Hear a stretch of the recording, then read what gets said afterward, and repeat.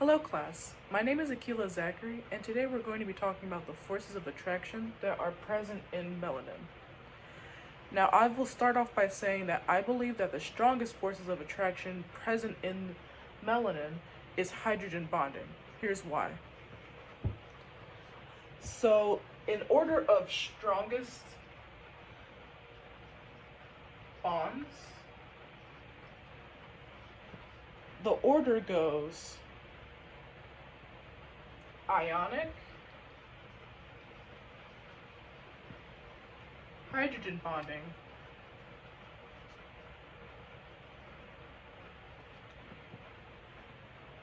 first off, before the camera cut off, I was writing this down, but in order of most strongest to least strongest, we have ionic bonding, which is right here, hydrogen bonding, dipole-dipole bonding,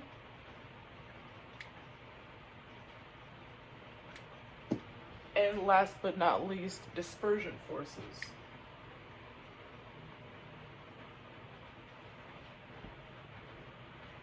Now, for the molecule at hand, we have some of the following bonds. For instance, this O double bond to OH, and single bond to hydrogen and carbon, and a triple bond from carbon to oxygen. Now, essentially, the electronegativity differences between these three are less than 1.8, which means that it's mostly polar covalent. The entire molecule is mostly polar covalent. So ionic forces are out. The dipole-dipole moments happening in these molecules are as follows.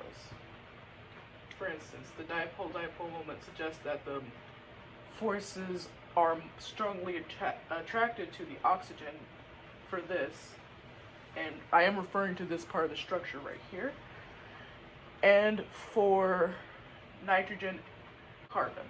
And that, last but not least, between carbon and oxygen, the molecular forces are pointing towards oxygen. So even though dipole-dipole is very much present in this molecule, it's not the strongest, especially since we also have hydrogen bonding here, here, here, and here.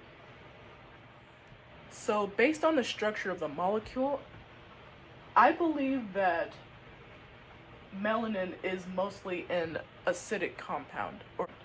Now what I just circled is an example of a carboxylic acid, hence the acid.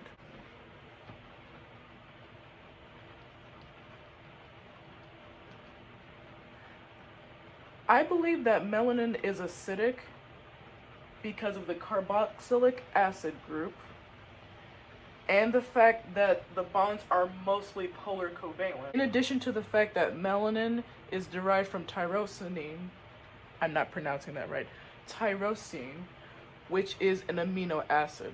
So therefore I've concluded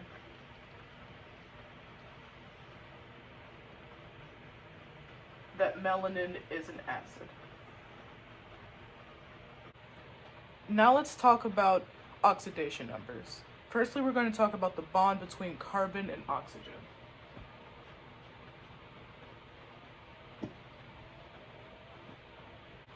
Now the way that oxidation numbers work is that they have to equal 0. And their charges have to equal 0. Oxygen can have a -2 charge, so let's write that. And since this entire equation has to equal 0, that means carbon has to have a +2 charge. Hence, carbon has an oxidation number of positive 2. Now we can talk about the next one. A little bit more complicated, since we have 3 of them. They have to equal 0 again. So hydrogen always has a positive 1 charge. And we just determined in the previous oxidation number equation that carbon has a +2 charge. So now we have positive 3 as our oxidation number. But we need this to equal 0. So that means that nitrogen has to have an oxidation number of -3. So the oxidation number of nitrogen is -3. -3. The boiling point of a compound can tell us a lot, such as if it has a high boiling point, then it probably has one of the stronger bonds, and thus one of the stronger intermolecular forces are at play. And the high boiling point for melanin, which is between 450 and 550 degrees Celsius, is significant because we need to know what temperature is appropriate when we are transporting melanin or when we are using it in our experiments so that it doesn't evaporate. In real life, such as when I discussed earlier about using squid ink melanin to dye products, it's really important that we don't accidentally evaporate the dye. If we evaporate the dye, essentially we have a blank canvas. In conclusion, knowing the boiling point of melanin is very significant to ensure that you have consistent results. Well, that's it for today. I hope you have a great summer. Goodbye.